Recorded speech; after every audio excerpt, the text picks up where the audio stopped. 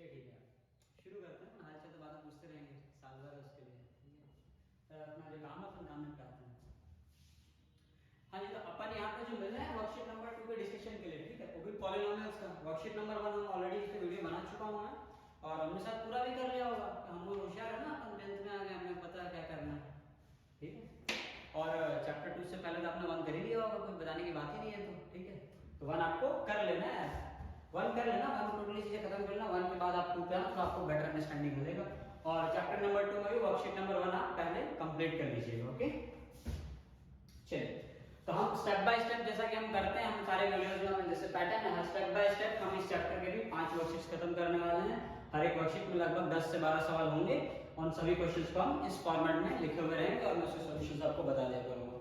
चलिए discussion start करते हैं अपन यहाँ क्वेश्चन नंबर 1 से सर, ठीक है। तो देखिए क्वेश्चन नंबर 1 में दे रखा है alpha and beta are the zeros of the polynomial f of x is equal to x square plus x plus 1 then 1 by alpha plus 1 by beta is equal to dash, ठीक है। तो आपको इस बात का प्रूफ देखना है। तो एक काम करते हैं, हम अपने को फाइंड आउट क्या करना है, पहले उसे निकाल लेते हैं। हमें दे रखा है कि 1 by alpha plus 1 by beta इसकी वैल्यू निकालनी है।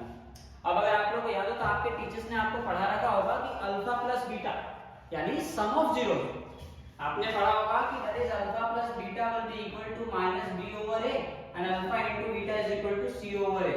इसे हम सम ऑफ जीरोस कहते हैं और इसे हम प्रोडक्ट ऑफ जीरोस कहते हैं। राइट और रॉन्ग? सही कहा ना मैंने? ऑब्वियसली सही कहा होगा, ठीक है। अब देखिए, लेकिन आपको ऐसा कोई रिलेशन किसी ने नहीं पढ़ाया, ठीक है। तो ये रिलेशन तो आपको देखना पड़ेगा ना, ये रिलेशन आता कैसे। तो नो डाउट ये रिलेशन इनमें से इनकी हेल्प से ही ये बनेगा, ठीक है। ये कैसे बनेगा, हम पहले इसका एलसीएम लेंगे, इधर बीटा जाएगा इधर अल्फा आ जाएगा, तो ऊपर की तरफ बन जाएगा बीटा प्लस अल्फा और नीचे की तरफ क्या आ जाएगा अल्फा इनटू बीटा।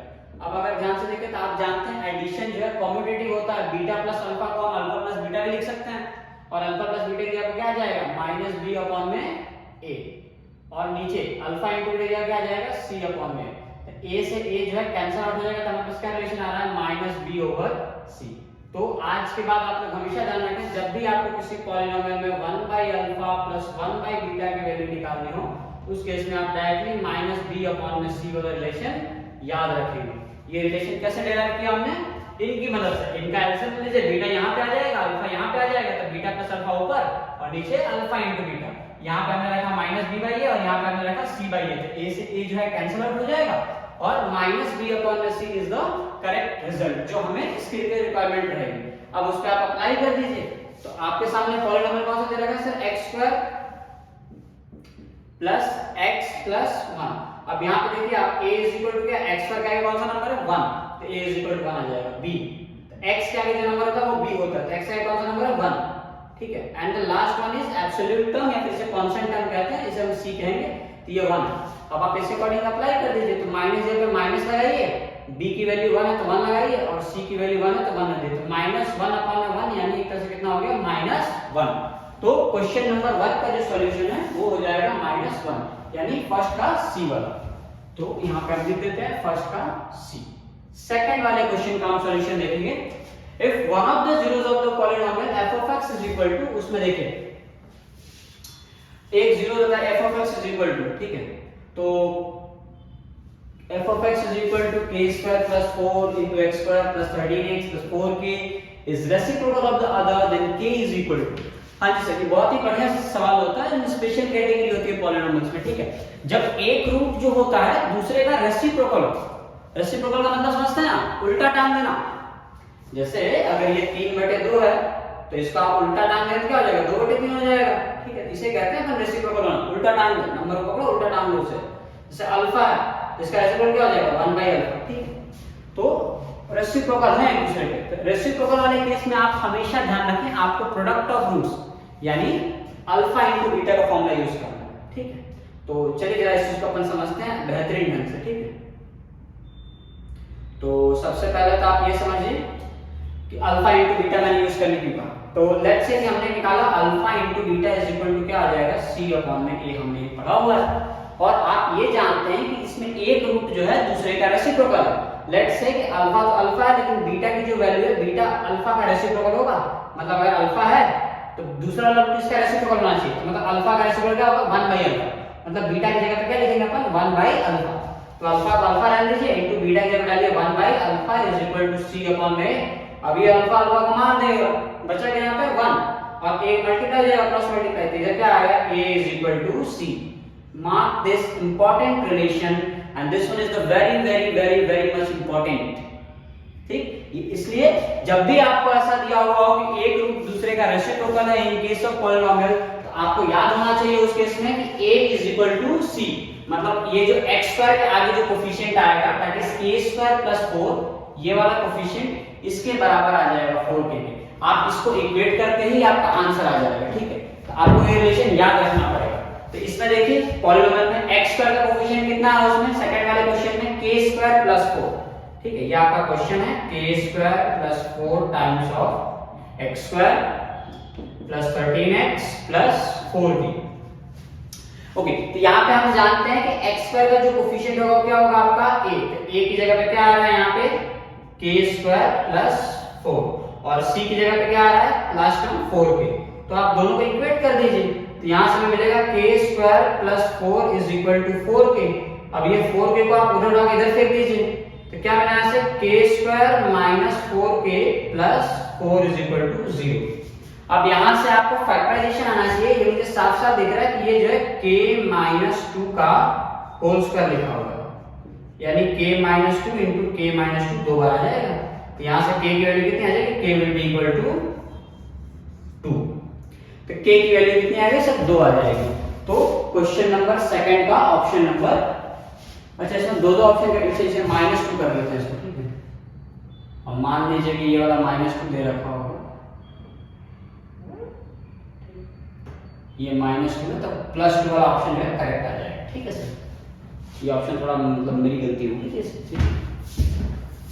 ठीक है चलिए तो उसके बाद जो है अपन को क्वेश्चन नंबर 3 पे ध्यान देना है अब थर्ड वाले क्वेश्चन में आप एक चीज देखें तो थर्ड वाले क्वेश्चन में अगेन सेम चीज पूछा हुआ आपसे that is 1 by alpha plus 1 by beta अभी मैंने आपको रिलेशन डिराइव करके दिया कि जब भी आपको 1 by alpha plus 1 by beta पूछा जाए हम क्या अप्लाई करेंगे माइनस b अपॉन में c तो आप जरा देखिए पॉलिनोमियल क्या था पॉलिनोमियल दे रखा है 4x square plus 3x plus 7 अब यहाँ पे a की वैल्यू 4 है b की वैल्यू 3 है और c की वैल्यू 7 है हमें क्या करना है माइनस लगाना है फिर कितना रखना है b तो b की जगह पे क्या रखेंगे 3 अपॉन में क्या आएगा c की जगह पे क्या है 7 तो माइनस 3 अपॉन में 7 will be the correct option that is option number D तो आप लोगों को थर्ड क्वेश्चन का भी ऑप्शन मिल गया सेकंड का क्या था सेकंड का a था थर्ड का क्या मिला अपने को थर्ड का d मिला इज दैट क्लियर एवरीवन चलिए ये रिलेशन आप आज के लेक्चर में आपको बहुत से इंपॉर्टेंट रिजल्ट्स मिलेंगे रिगार्डिंग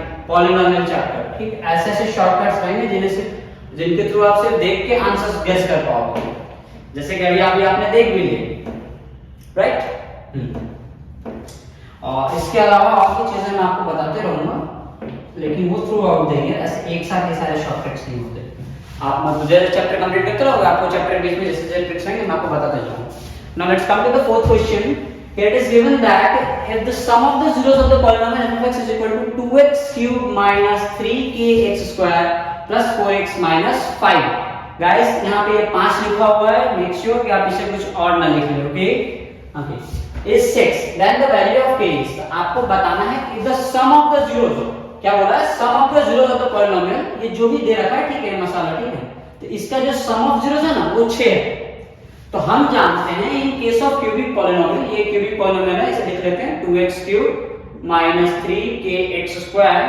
plus 4x minus 5 तो एक क्यूबिक पॉलिनोमियल में sum of zeros that is alpha plus beta plus gamma वो जो है 6 दे रखा है and we already know that alpha plus beta plus gamma will be equal to minus b over a. So put the values of alpha plus beta plus gamma. Here it is given that alpha plus beta plus gamma that is sum of the zeros of the cubic polynomial is 6. So simply put that value here and let's substitute the values of b and a. So यहाँ पे अगर हम देखें तो x square का जो coefficient होगा उसे हम b कहेंगे इसमें x का कोफिशिएंट जो होगा उसे हम a कहते हैं तो यहाँ पे b is equal to हमें क्या मिल रहा है 3 minus 3 3 के मत लिख देना है ठीक है -3 है और a की जगह पे हमें क्या मिल रहा है यहाँ पे 2 मिल रहा है तो बस वो वैल्यूज पुट करना है तो यहाँ पे आ जाएगा -3 के ओवर a की जगह क्या आ जाएगा 2 आ जाएगा क्लियर तो हम 3 1 जा 3 2 जा, यहाँ पे 2 आ गया और ये 2 जो है 2 will get cross multiply with this 2 and 2 2s are 4. So here we'll get 4 is equal to minus k and so we can write k will be equal to minus 4. Is that clear guys? तो ये रहा complete solution of that question number 4. Okay और इसके अगर हमने बहुत ही अच्छे तरीके से समझने की कोशिश की कि k की वैल्यू किस प्रकार से -4 आएगी, ठीक है, ये चीजें क्लियर रखना। इन सभी चीजों को सॉल्व करने के लिए ये बहुत जरूरी है कि आपको इसे फॉर्मूलेस याद हो, that is sum of zeros which I have written here, alpha plus beta plus gamma will be equal to -b over a। अगर ये आपको नहीं आएगा तो ये बिल्कुल पॉसिबल नहीं कि आप ये क्वेश्चन को समझ पाएं। Okay so now move to the next question, that is question number 5। The zeros of the polynomial p of x are precisely the x coordinates of the point where the graph of y is equal to p of x intersects the। हाँ जी, ये बहुत typical question नहीं कह सकते आप इसे, ये छोटी मोटी बात है। आपने ये 2.1 जो सॉल्व किया होगा, ठीक है, तो उसमें आपको ये अंदाजा होगा, आपको टीचर ने बताया होगा कि ग्राफ जितनी बार x एक्सिस को कट करेगा उसके उतने जीरोस होंगे, तो ये वही बात कर रहा है, ठीक है। The zeros of the polynomial p of x are precisely the x coordinate of the point where the graph of y is equal to p of x intersect the x axis. No doubt it is the x axis. So the fourth का हमने option नहीं लिखा, fourth का correct option will be -4. तो fourth का correct option will be D and fifth का correct option will be, यहाँ नहीं लिखेंगे हम, शायद नहीं लिख रहा हो, fifth का correct option will be A। ना सिक्स्थ का क्वेश्चन देखते हैं हम, सिक्स्थ वाला।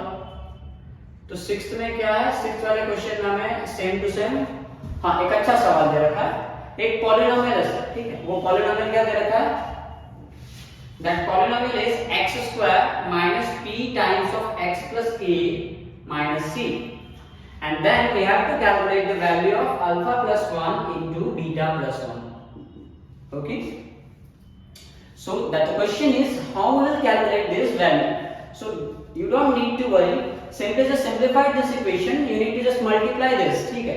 अगर आपको alpha plus 1 into beta plus 1 इनका प्रोडक्ट फाइंड आउट करना है तो आप सबसे पहले क्या दिमाग में आता है, ये ब्रैकेट है यार, ऐसा कोई फॉर्मूला आपने पढ़ नहीं रखा है, आप क्या करेंगे, तो सिंपली मल्टीप्लाई दें। ओके हम इन्हें मल्टीप्लाई करेंगे, तो हम जानते हैं कि अल्फा इनटू बीटा जब मल्टीप्लाई होगा तो क्या मिलेगा, अल्फा बीटा, अल्फा इनटू 1 होगा तो क्या मिलेगा, अल्फा, राइट, फिर 1 इनटू बीटा करेंगे तो क्या मिलेगा, बीटा, और 1 इनटू 1 करेंगे तो क्या मिलेगा, 1। तो ये अल्फा इनटू बीटा है, ये अल्फा प्लस बीटा है और ये प्लस 1। अब इनके फॉर्मूले तो हम जानते हैं ना, बिल्कुल जानते हैं, ये हम आराम से निकाल लेंगे। अब देखिए पहले इसको सिंपलीफाई करते हैं, क्योंकि इसमें x का कोएफिशिएंट हम निकाल लेंगे, लेकिन x का कोएफिशिएंट कैसे निकाल नहीं पाएंगे, इसको पहले सिंपलीफाई कीजिए, ठीक है। सिंपलीफाई कैसे करना है आपको, x स्क्वायर रहने दीजिए, p को मल्टीप्लाई कीजिए, माइनस p इनटू x क्या हो जाएगा, minus px, minus into plus क्या हो जाएगा, माइनस p इंटू 1 क्या हो जाएगा, p और माइनस c। अब देखिए x स्क्वायर के आगे जो कोएफिशिएंट रहा क्या हो जाएगा, a, तो a इज इक्वल टू कितना आ गया, 1। अच्छा x के आगे जो कोएफिशिएंट रहा क्या होता है, b, तो b इज इक्वल टू कितना आ गया, माइनस p, और पीछे रिमेनिंग वाला सारा पोर्शन क्या हो जाता है, c, तो c की वैल्यू कितनी आ गई आपकी, माइनस p माइनस c, ये c की वैल्यू है, मतलब लास्ट में जो बच जाता है वो c हो जाता है, तो माइनस p माइनस c। अब निकालिए आप अल्फा इनटू बीटा, तो अल्फा इनटू बीटा कितना होता है सर, c अपॉन में a, c अपॉन में c कितना है, minus p minus c upon में a यानी 1, ये अल्फा इनटू बीटा की वैल्यू हो गई।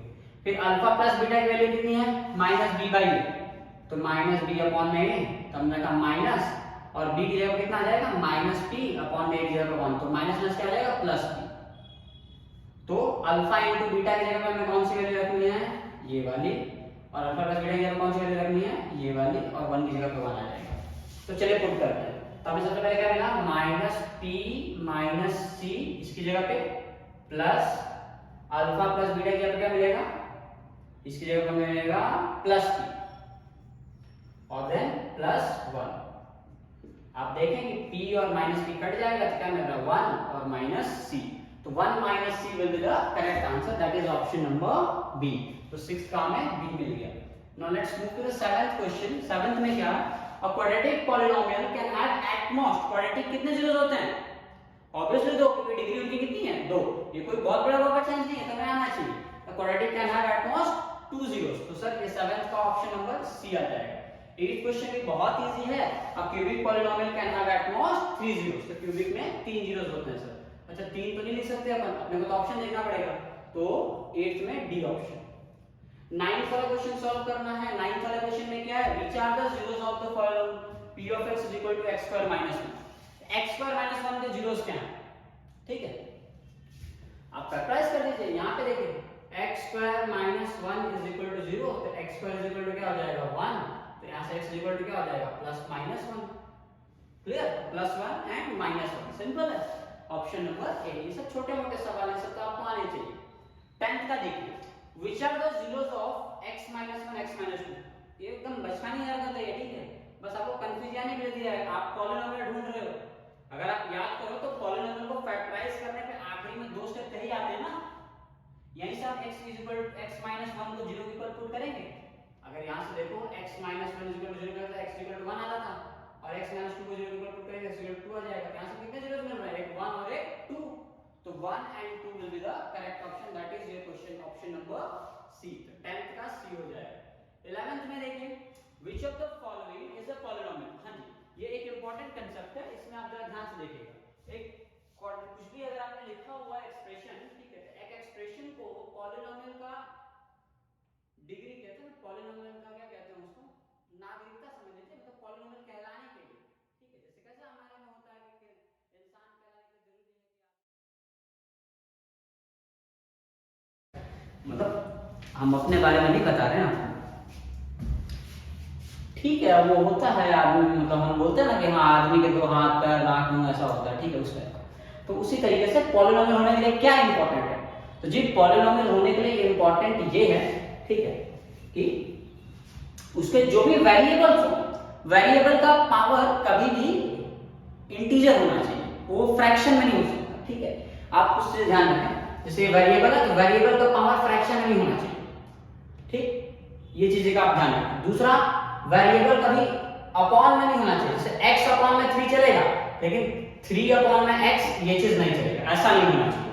और थर्ड, रूट के अंदर ना हो आपका वेरिएबल, ये ध्यान रखें। नंबर रूट में चलेगा, अगर रूट 3 लिखा हुआ है x का, चल जाएगा, लेकिन 3 रूट x ये नहीं चलेगा, इसका ध्यान रखें। तो इसमें आप देखिए which of the following is a polynomial, इनमें से कौन सा पॉलिनोमियल है, नो डाउट पहला वाला एकदम शकल पे लिखा है पॉलिनोमियल, ठीक है। 11th का ए। बी ऑप्शन क्यों नहीं होगा, क्योंकि रूट में है, फ्रैक्शन में भी है। इसमें देखो फ्रैक्शन में इसका पावर है, और इसमें भी पावर क्या है, फ्रैक्शन है। और इसमें क्या पूछा है, which of the following is not a polynomial, polynomial नहीं है, तो ये तो पॉलिनोमियल है क्योंकि इसका पावर 2 है, इसका पावर 1 है, ठीक है, और ये फ्रैक्शन में भी नहीं है, इसका पावर 3, इसका पावर 2, ये रूट में है, लेकिन x को कुछ फर्क नहीं पड़ा, x तो अभी 1 है, ठीक है। तो वेरिएबल में पावर चेंजेस नहीं आना चाहिए, ये नंबर में कुछ भी हो सकता है, वेरिएबल में कुछ नहीं होना चाहिए। अब यहाँ पे दिक्कत है, क्यों, क्योंकि इसका वेरिएबल जो है फ्रैक्शन में आ गया, तो ये पॉलिनोमियल नहीं होगा, that is option number C. इसमें भी आप चेक कर लीजिएगा, तो 12th का कौन सा हो जाएगा, सी वाला। तो ये बहुत छोटा सा एक्सप्लेनेशन था कि कोई चीज पॉलिनोमियल क्यों नहीं होगा, होगा या नहीं होगा, ठीक है, जो भी चीज है। तो ये कंप्लीट एक्सप्लेनेशन रह गया ये 12 के 12 क्वेश्चंस का। आई होप सभी को ये चीजें समझ में आई होंगी, ठीक है। आप लोग इसे ध्यान रखें। और आज के लेक्चर के 2 इंपॉर्टेंट रिजल्ट जो मैं आपको लिखवाऊंगा दोबारा से, पहला दैट इज 1/अल्फा प्लस 1/बीटा will be equal to minus b over c, and the second one is अगर रूट्स एक दूसरे के रेसिप्रोकल हैं, in that case a will be equal to c, ठीक है। ये दोनों ही इंपॉर्टेंट रिजल्ट्स बहुत बहुत बहुत इंपॉर्टेंट है, इसे आप मार्क करना इंपॉर्टेंट है, याद रखना, ठीक है। चलिए फिर आज के लेक्चर में इतना ही रहेगा, मिलेंगे अपन नेक्स्ट लेक्चर में, तब तक के लिए थैंक यू।